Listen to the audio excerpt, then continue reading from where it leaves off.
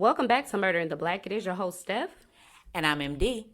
Let's go ahead and get into our true crime case for today. Steph, before we get into our true crime case, I want to just remind our fans to take a listen to Storytime with Steph. And she records weekly, and to listen to Wine Tales, which is recorded every Friday. Steph, do you have a specific day that you release Storytime with Steph, or it just kind of drops? I just typically do it on a Friday, and I try to, if you get a wine tale, then I don't do story time with Steph. Usually. So just kind of, be on the lookout. We're trying to give you guys just a little extra from us here at Murder in the Black. If you don't follow us on our social media platforms, please do. It's at Murder in the Black. And then you can find us on Instagram, TikTok, and Facebook. And YouTube. So grab your coffee if it's the morning, your lemonade if it's the afternoon, and your wine if it's the evening. But either way, let's get into it. All right. Our case today is about Brian Nichols. MD, do you have a title for today's case? Yes. Today's case is entitled, The Person You Never Thought Was a Killer. Unexpected. The unexpected killer. Yeah, those are the worst to me. Brian Nichols grew up in Baltimore, Maryland. He came from a supportive middle-class family in the 1970s, 80s. He was talented athletically and was a good student. There was nothing unusual about Brian. He had tons of friends and did well in school. At the age of 21, he was kicked off the college football team for stealing. This wasn't a huge flag, or a red flag, I should say, because we all make stupid mistakes in our early 20s or just our young adulthood. I know I can definitely relate to that. What about you? Definitely. If I had $1 for every dumb mistake I made in my 20s, I'd probably be somewhere rich. So, I think it's pretty typical. Same. Elon Musk type levels for me. But after this incident, Brian moved to Atlanta and found a job at a multinational technology company.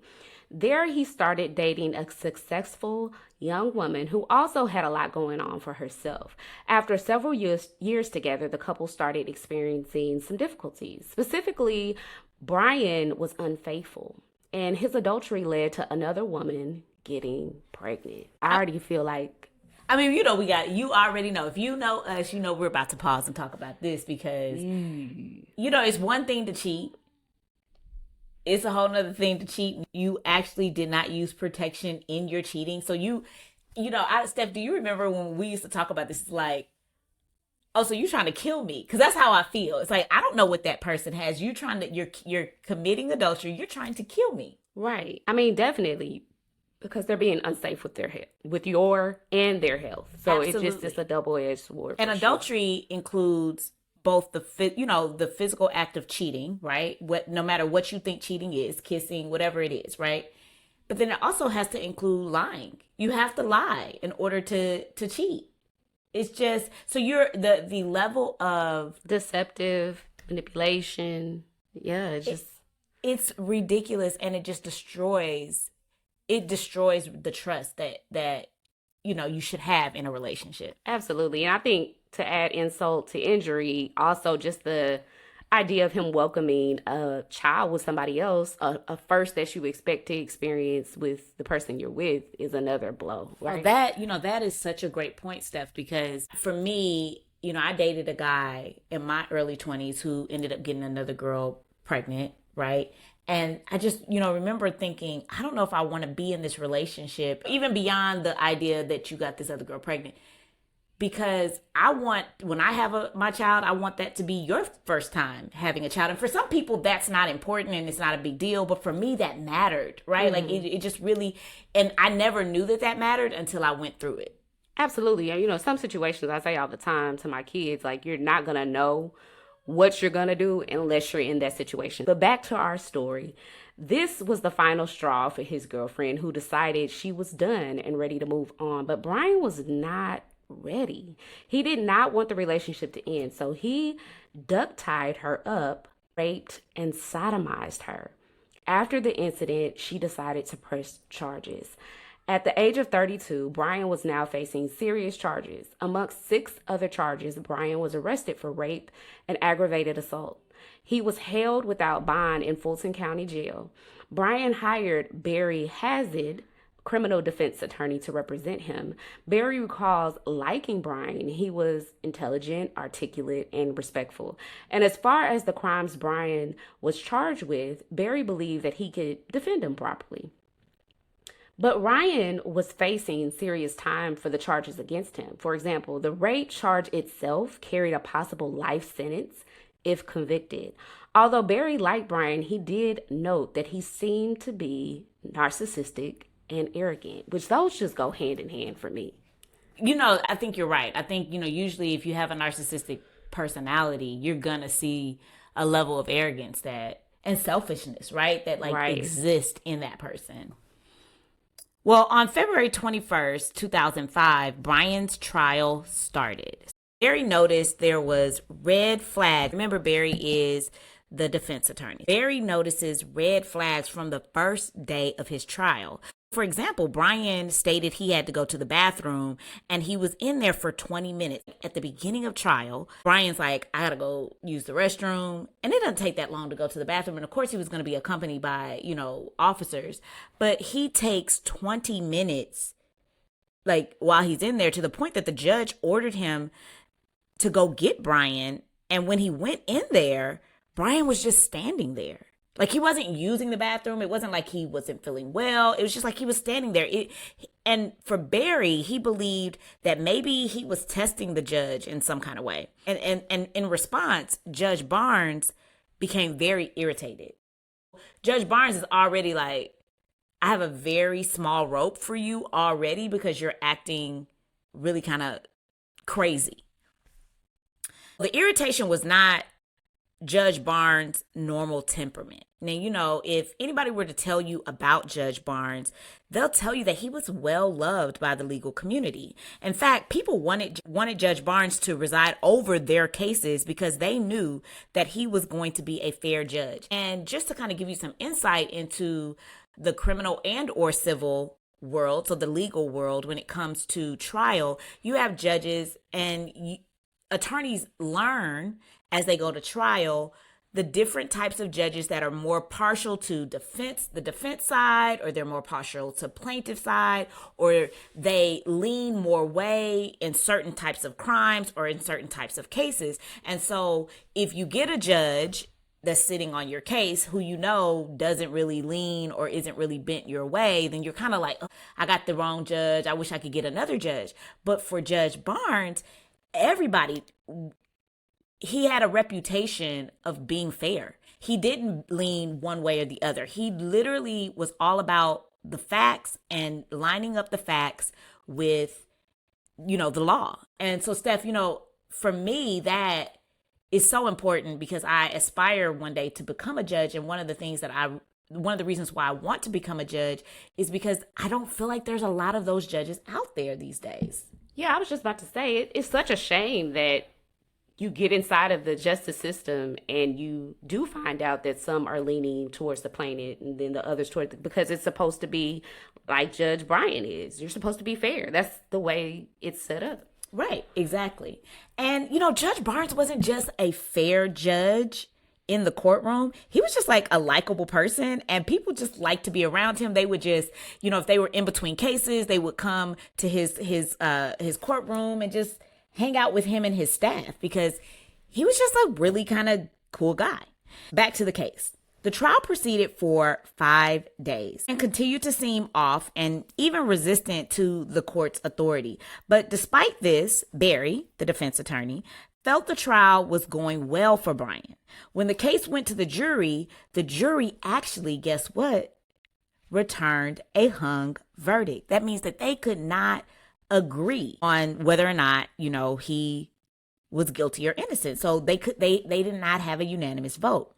Now, when there is a hung jury, the prosecution is given the opportunity to retry the case. And in this case, the prosecution decided, we want to retry Brian. We feel like we really do have the evidence to convict him. And so we're going to try this again. But Judge Barnes was really kind of furious because he didn't want to retry this case. He really felt like they didn't have a solid case. They didn't have enough evidence. And he just really didn't like Brian, like the defendant. He, and while he was not found guilty, he just had an unease about him, and he was just ready for this case to be over.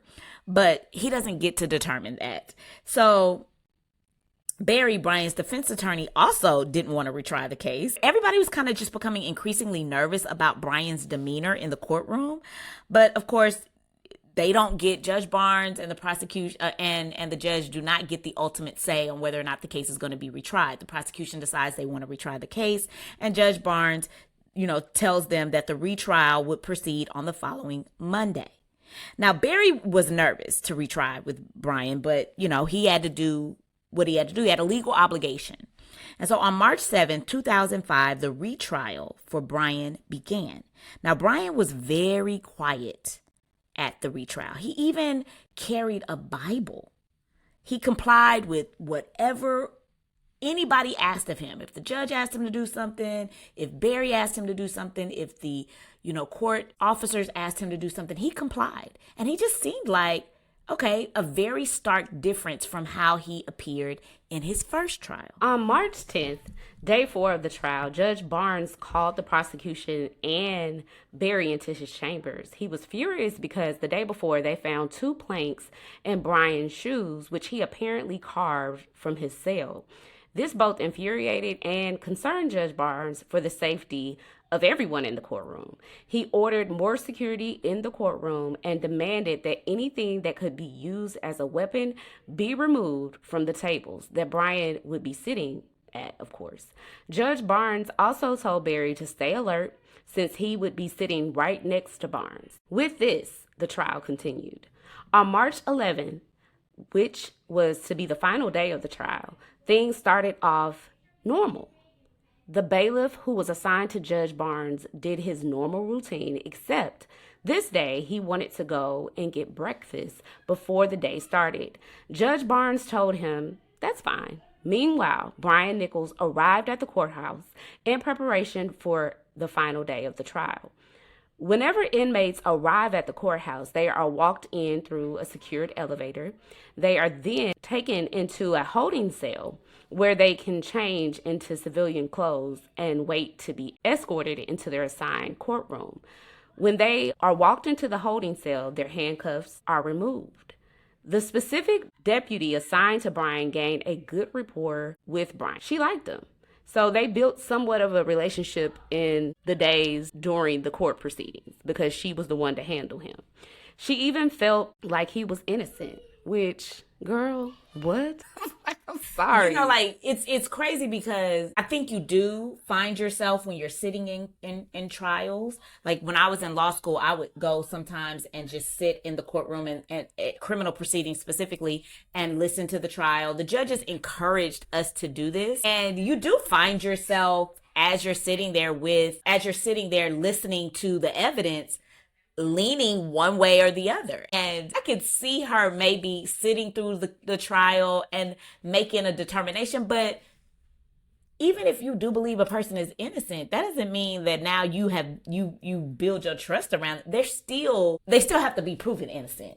Right. Like, because you're here to do your job, which is securing him. Do your job. That's your job. So because of the trust she built with him over the course of the trial, she let down her guard.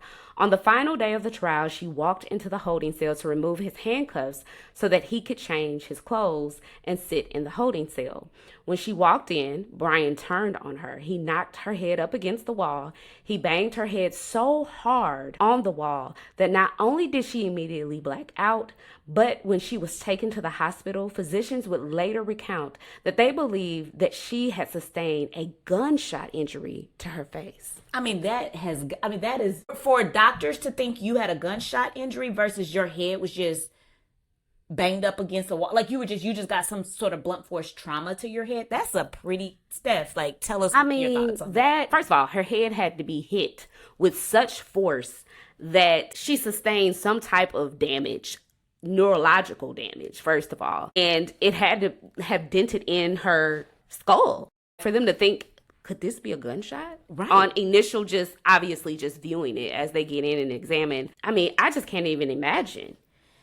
Now, once she was laying on the ground, Brian grabbed her gun and took her keys. He changed his clothes and then calmly walked across the bridge to the courthouse to go into Judge Barnes' courtroom. The bailiff, returning from getting breakfast, spotted him before he entered into the courtroom. Brian then pointed the gun at the bailiff and grabbed him. The bailiff tried to calm him down and encourage him to don't do anything crazy. But Brian disregarded him. He put the gun to the back of his head and he took the bailiff's gun and then walked into Judge Barnes. In a courtroom, you can have the actual courtroom where you're sitting in, and then you have the judge's quarters right behind. He walks in, and where the judge's quarters are is where the staff is located. So it's kind of like a completely separate area, right? He walks into this this separate area, the judge's quarters. And Brian ordered the bailiff to handcuff the staff and himself. When he walks in, he sees the staff is there, and he tells the bailiff that he has to handcuff all of the staff and then handcuff himself. Now, after handcuffing himself, he faked a heart attack and fell to his knees so that he could alert central control to the emergency that was going on in Judge Barnes' quarters. He pushed the alert button that was located underneath the desk, and Central Control immediately called to see if everything was okay. But Brian answered the phone, and Brian pretended to be the bailiff. And he said, "Oh, all is well. That must have been some sort of an accident, us hitting this button." But Central Control knew the bailiff's voice, and they knew that was not his voice. I work in education. I sometimes don't take seriously the security measures, but it's so important to make sure you are aware of every precaution, especially in today's time. And I know they're probably super vigilant as they were to just go ahead and come, because they have protocols in place that it's like, okay, even if you do say you're okay, right, we're still gonna come check, because right. Maybe you're saying you're okay, but you have a gun put up to your head and you're saying okay, right. I think we still have to come check, right. I think it's so good that they had their, not just recognizing his voice, but just, you have to be very aware, observant of the places you are, even if you're in a situation where you're going to work. So I just want to encourage everybody, stay up to date with all the security measures that they put in place. And Steph, also, I think it's amazing that bailiff had enough forethought, enough, he was calm enough in the moment to act in a manner that allowed Central Control to respond, right? He knew, okay, I'm about to handcuff myself. I don't have my gun. He has my gun. I'm about to handcuff myself. And I know he is probably about to go into this courtroom with Judge Barnes. I've got to get help, because I can't help the way that I would if I had my gun. He literally handcuffed himself loosely, right? He didn't handcuff himself really tight. And then he had enough wherewithal to fake a heart attack. I thought that was amazing. It absolutely it is. I think in those high pressure situations, I probably would never encounter that as a bailiff. But you really need people who are calm, because the person who's going to get anxiety, they're not good in those situations. And I'm talking about in all aspects. Physicians, nurses, you think about people in high pressured situations, and I just don't think we appreciate them enough for their calmness, because they bring a sense of calm to the scenario. Absolutely. Sure. They proceeded to engage, like Steph said, the normal protocol when there is a security issue. But by the time they got there, Brian had already left and walked into Judge Barnes' chambers. And he went into the courtroom, where he immediately shot Judge Barnes in the left side of the head. Brian then turned his gun on Julie Bandu, which was the court reporter, and he shot and killed her as well. Now, Julie was also, she was a part of this amazing staff that Judge Barnes had. She was known throughout the courthouse as being the person that would make a cake for the jury every morning if they had a trial. It's just so heartbreaking that both Judge Barnes and Julie were killed instantly. At that point, Brian then ran out of the courthouse with the deputies running in pursuit of him. Brian turned around and shot and killed another deputy. This deputy was Deputy Teasley. He was a 43-year-old father of two that was following close behind him. Having killed 3 people at this point and brutally injuring another, Brian was now attempting to get out of Atlanta. Police issued an all-hands-on-deck call and ordered that the surrounding areas go into lockdown because Brian was armed and they knew he was dangerous. This situation is so out of control. And I love your title for this particular case because I think when you're unassuming and a person looks like they're okay, still waters definitely run deep. Across town, Brian's defense attorney was leaving his home, headed to court for the final days of trial. Before he left, he confided in his wife that he felt uneasy and unsafe being in the courtroom with Brian because he started to believe that Brian was a physical threat. Now, let me say, those feelings, those guttural feelings that we get, I had a friend tell me, I had a feeling to not just go out that night. I didn't necessarily have a reason why I shouldn't go. I just didn't want to go out. She said, I kind of just blew it off twice throughout the night. And then eventually I went out, and that night she got robbed at gunpoint.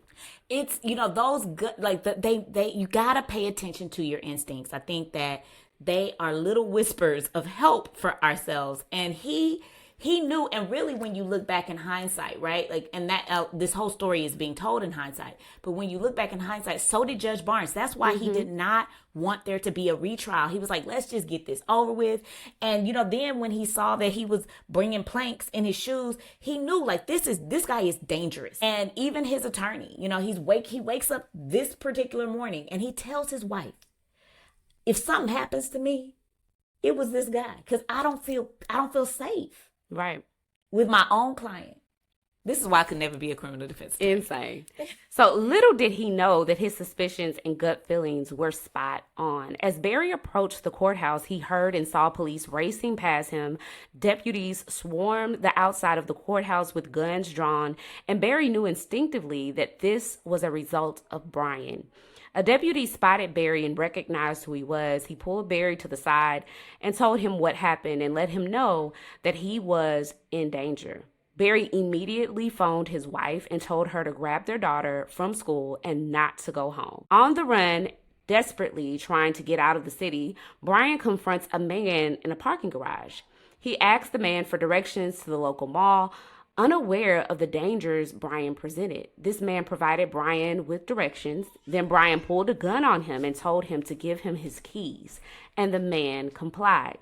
He took the keys and told him to get in the trunk, but the man refused. He knew that getting into the trunk could be a death sentence, so he continued to refuse as Brian calmly pointed the gun at him and told him to get in the trunk or he would shoot him.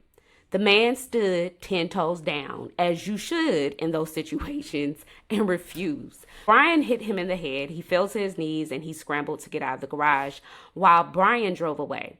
The man ran for help and notified nearby police. Police continued their search everywhere for Brian with no success. About 13 hours later, around 10:40 p.m., Brian finds an open house where David Wilhelm, who just so happened to be a federal marshal, was staying. Brian walked in and shot and killed David Wilhelm and stole his badge, gun, and pickup truck. He then headed 30 miles north to Gwinnett County. Police learned that he was in Gwinnett County and then sent SWAT up there to surround the county and lock it down. At around 2 a.m., single mom Ashley Smith was packing and getting prepared to leave for a few days. She decided she wanted to pick up some cigarettes from the store. When she returned, Brian Nichols forced his way into her apartment. Brian held her hostage, but Ashley talked her way into staying alive. She talked to Brian about God and forgiveness. She made Brian breakfast and encouraged him to turn himself in. She finally persuaded Brian to let her go so that she could see her daughter. And as soon as she was in the car, she called 911 and the police surrounded the area where she was staying. Finally, Brian walked out, waving a white shirt, saying, hey, I give up, I surrender. And he turned himself in. What I thought was so crazy, Steph, is he requested to see his attorney, Barry. Like, nobody wants to be around you, Nobody wants to see you. Nobody wants to see. You have no allies. You're just shooting people up. You know what I'm saying? Like, how crazy do you have to be? And Barry refused. Kudos to him. He refused to meet with him on the grounds that he wasn't representing him in this murder charge. He was only representing him for those rape charges. Barry was like, absolutely not. I will absolutely not see you. As a matter of fact, cut me out. Cut it out. Take me out. I'm done. 2 months after the shooting spree that Brian went on, he was indicted on 54 counts, guys. He pled not guilty by reason of insanity. I want to just pause there for a second and kind of talk about the legal definition of insanity because, was Brian insane? He probably was really insane. But insanity is not having the legal definition of insanity. To be able to say that you were legally insane is to say that you are incapable of determining right from wrong.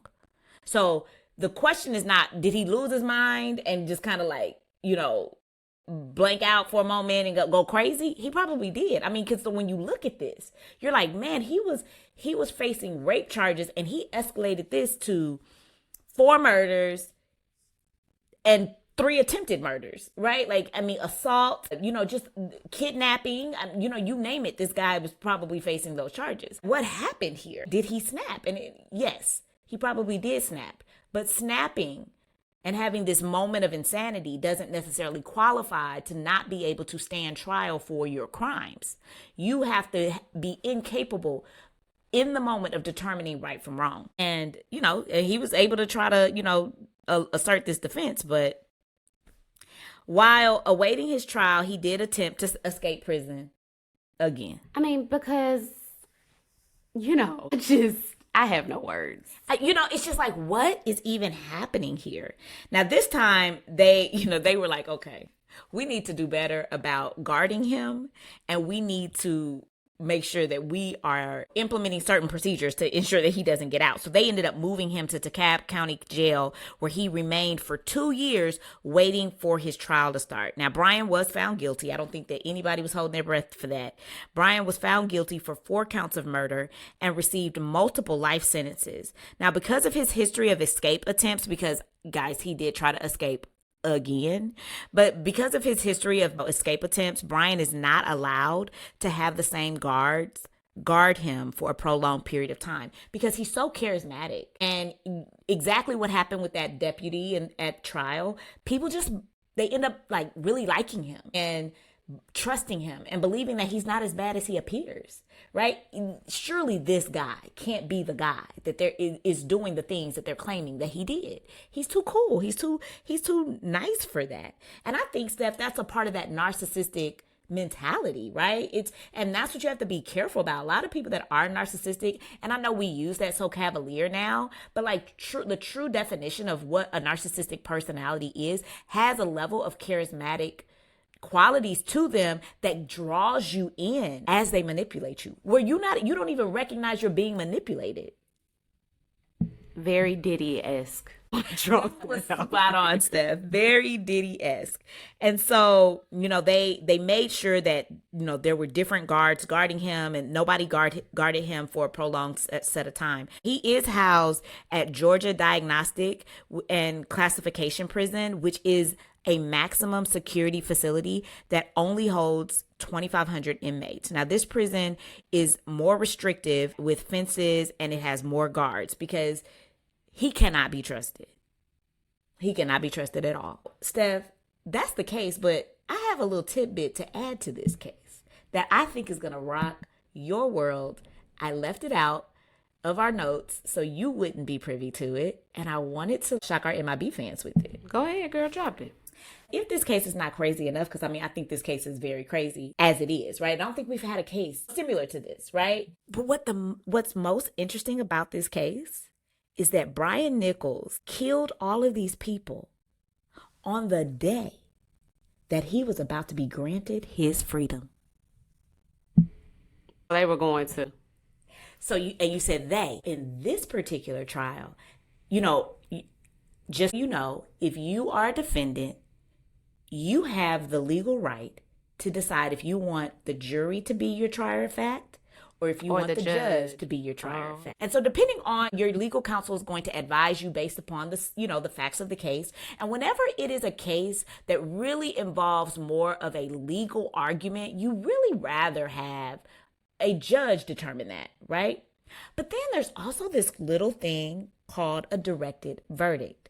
And a directed verdict is when the prosecution in a criminal case is always going to be the one that argues their case first, right? They have the burden. They carry the burden to prove beyond a reasonable doubt that this person is guilty of the crime in which they committed. At the end of the prosecution's case, they say, we rest our case, right? Now, at that point, their case in chief is rested and it is on the defense. A good defense attorney, when they realize that the prosecution just did not provide the evidence that they needed to meet the elements of the case, they will say, Judge, we move for a directed verdict. And a directed verdict means this isn't going to go to the jury. This is going to go straight to the judge, and the judge will decide if legally the prosecution met the elements necessary to prove rape, necessary to prove assault, necessary to prove whatever the crime is on the floor. There's certain elements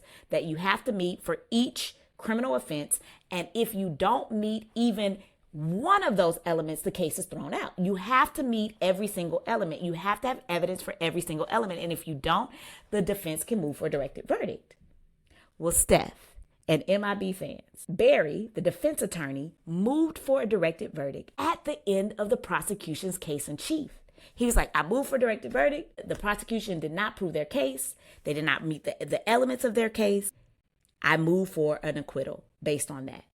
The reason we know that the judge was going to vote to do a directed verdict is he actually spoke with one of his, colleagues prior to that earlier that day before he was killed. And he said, I'm about to, they did not have enough evidence. I'm going to grant a motion for directed verdict. And he was going to be freed, guys. He was going to be found innocent. He was going to leave the jail that day a free man. Which makes this case just even sadder to think about, because what? There's just no words, honestly, for that. He basically he very literally took the law into his own hands. And as a result, the lives of 4 innocent individuals are no longer here. Just gone. Because you decided that you wanted the justice that you so sought. And really, Steph, what that is I know I did this.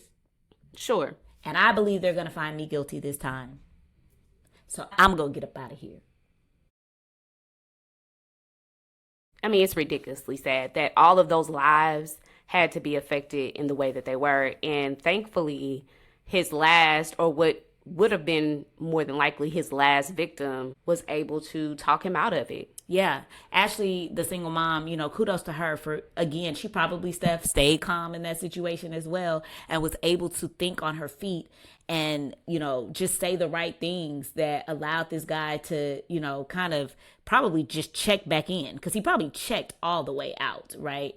But, Steph, a question that I have for you is, because in this case, the reason I called it Unexpected Killer is because he was so unassuming. Like, when we talk about his background in the beginning and you tell us how he was raised, he was a typical teenager, a typical, college student, a typical guy just working and trying to make a living. Like, this guy was not who you necessarily think would be a killer. Steph, do you think there's such thing as a natural born killer? No, I don't. Because I believe in choices, and they have that whole conversation of nurture versus nature. We're a combination of both. You can't have one without the other. And ultimately, we get to choose what we want to do. And so in every last one of those circumstances where it was a red flag, he was stealing and got kicked off the football team. What's happening here? A lot of times we everybody steal. Well, listen, that's what they call teachable moments. And I'm not saying his parents didn't check in, because we truly don't know, but that was a flag on the play. And then for him to go on to do more and more deeds, you saw how it just only increased. The evil just only increased. I think that he ultimately had a choice. And every killer and person, we all have choices. I believe that ultimately he chose his fate. He sealed his own fate and made a decision to murder people and rape them. I agree. If ever there was a time for the death penalty, I feel like this was the case. I, was never able to figure out why, if death was even on the table. I mean, it's Georgia. I know they have the death penalty in that state. But, what do you think? Do you think he deserved life, or do you think he deserved death? I believe in this situation that he deserved death. And that's just my opinion. Yeah, I think he definitely deserved death. But as I began to process this a little bit more, he probably wanted death. You know what I mean? It probably, some people is I'd rather die than spend the rest of my life in prison. It's more of a punishment to live the rest of my life in these four, than it is to just be executed. I don't know. Maybe I feel like the justice in me wants justice for Judge Barnes, for Julie, for Deputy Teasley, and for, the marshal that was killed, wants justice, the idea, I guess, of a life for a life, that kind of thought process. But then I'm he probably just needs to rot. Yeah. And I mean, that's why in situations like this, I kind of balance it out with what my opinion is. Because some people just need to just sit. Just go sit. Yeah, on our dime, but go sit. Go sit. Well, Steph, that's the case. And one thing that I will note here, because you did talk about the protocols of, that are implemented when there's security measures. I will say that in this particular case, as a result of what happened and how he was able to get out and compromised so many people's lives, Georgia actually did reform their courthouse security measures to ensure that something like this is unlikely to happen again. Which is amazing, because that's what needs to happen. So as we roll right into takeaway for me, which I'm sure MD you'll agree, I think this case just highlights how, number one, still waters run deep. People are always gonna tell on themselves through their actions before their words. You have to pay attention heavily to actions. Definitely pay attention to those guttural feelings that you get. And even if you can't explain it, don't brush it off. Stick with it. But also, I think it's important, like I said during the episode, you have to make sure that you stay privy to security measures. I think work, home, and school seem to be the places where we feel most safe. But the truth of the matter is evil lives amongst us. And so if you are familiar with the security layout plan, then that's a good thing. So you know what to do in these high pressure situations. Because unfortunately, we're in these spaces that are supposed to be safe, and they're just not safe. I could not have said that better, Steph. So honestly, I agree. That's my takeaway as well. Just, to piggyback on being aware, I think, because we grew up in the age where, shootings in schools really were at its height. I was a senior in high school when the Columbine shooting happened. That was the big one, right? There's been a lot of them since then, but that was the one that I remember just shocking me to my core. And then the Virginia Tech happened when I was in college, and so forth and so forth. Those two really caused me to be alert of my surroundings, no matter where I go, even in my friends and family houses. If you pay attention to me, you'll notice that I walk in and I'm peeping the exits. I'm running scenarios in my head. I used to work as a speech therapist for the Dallas Independent School District, and I kind of went to various schools to offer speech therapy to their children. And so I was never necessarily in the same school every day. I would walk in and I would just peep my surroundings. Where would I go? How would I get out? And I would just run scenarios in my head. And it's unfortunate that we live in that day and age, but the truth of the matter is we do. And the best way to help prepare yourself to be calm, like the bailiff was, like Ashley was, and even like the stranger who he approached in the garage was, is to kind of just run those types of scenarios in your head so that they kind of become second nature if it were to ever happen. And I know if you are anything like Steph and I, you're a true crime junkie and you probably already do this. But if you're not and you don't, start.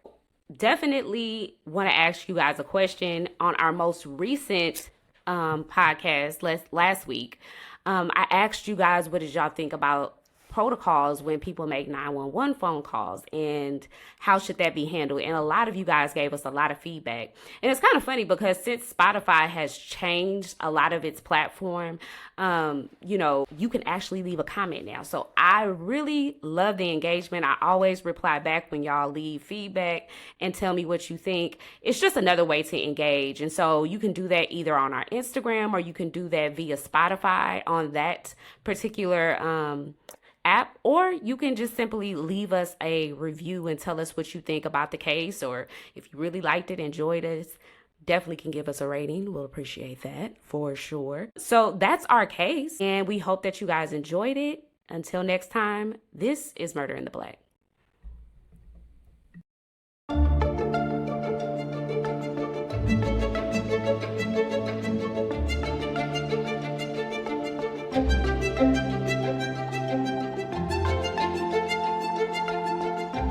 Thank you.